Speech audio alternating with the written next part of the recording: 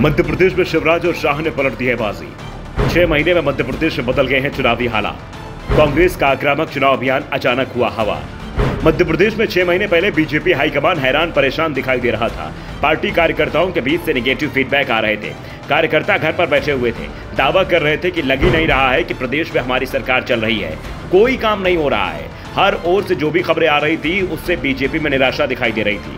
साल की शुरुआत में संघ की इंटरनल रिपोर्ट ने तो पार्टी की आंखें खोल दी थी, क्योंकि संघ की रिपोर्ट में दावा किया गया था कि बीजेपी को 60 से ज्यादा सीट नहीं मिलेगी। हालात हाथ से फिसल चुके हैं।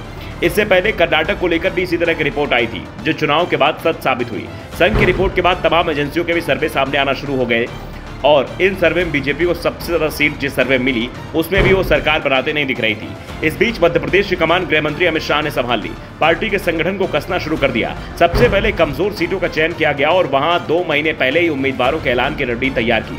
39 उम्मीदवारों की सूची भी जारी कर दी गई है। शाह ने संगठन को संभाला तो शिवराज सिंह चौहान ने एक के बाद एक जनहित वाली घोषणाएं करना शुरू कर दी, जिसका असर दिखाई देना भी शुरू हो गया है। 6 महीने पहले जहां बीजेपी बुरी तरह से हारती दिखाई दे रही थी, सरकार के खिलाफ लहर दिखाई दे रही थी, 4 महीने बीतते बीतते बीजेपी मुकाबले में आना शुरू हो गई। इस बीच बीजेपी संगठन ने अपने बूथ स्तर पर सबसे ज्यादा फोकस किया। करीब 63,000 बूथों पर फील्ड में उतरकर पार्टी की टीम काम कर रही है। सरकार की योजनाओं को आम जनता तक पहुंचने के लिए बूथ स्तर पर काम किया जा रहा है। दरअसल 12 जुलाई को अमित शाह अचानक भोपाल पहुंचे थे। बंद कमरे में पार्टी के वरिष्ठ नेताओं के साथ उन्होंने बैठक की। लगातार मिल रहे निगेटिव फीडबैक के बाद उन्होंने पूरे चुनाव कमान अपने हाथों में ले ली। शिवराज को भी पूरी छूट दे दी गई। सरकार के स्तर पर उन्हें खुलकर फैसला लेने को कहा गया। शाह एक्टिव हुए तो पूरा का पूरा संगठन एक्टिव हो गया। नाराज नेताओं को मनाने का दौर शुरू हो गया। पहले लगातार नेता पार्टी छोड़ रहे थे, पार्टी के दिग्गज नेता ही पार्टी के खिलाफ बयान दे रहे थे।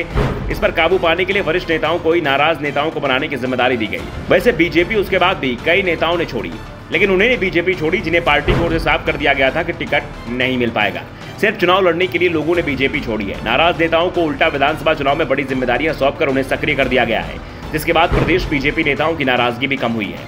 विधानसभा चुनाव में पार्टी के सभी सीनियर और नाराज नेताओं को जिम्मेदारी दी गई है। हर क्षेत्र के नेता को अलग अलग जिम्मेदारी दी गई है। नेताओं को यह संदेश दे दिया गया है कि इस विधानसभा चुनाव में संगठन के दम पर मैदान में उतरना है, किसी एक चेहरे के दम पर चुनाव मैदान में नहीं उतरना है। इसलिए पहली बार जन आशीर्वाद यात्रा कमान भी अलग अलग नेताओं को सौंपी गई है, जबकि पहले इस तरह की यात्राओं कमान सिर्फ एक नेता के पास होती थी।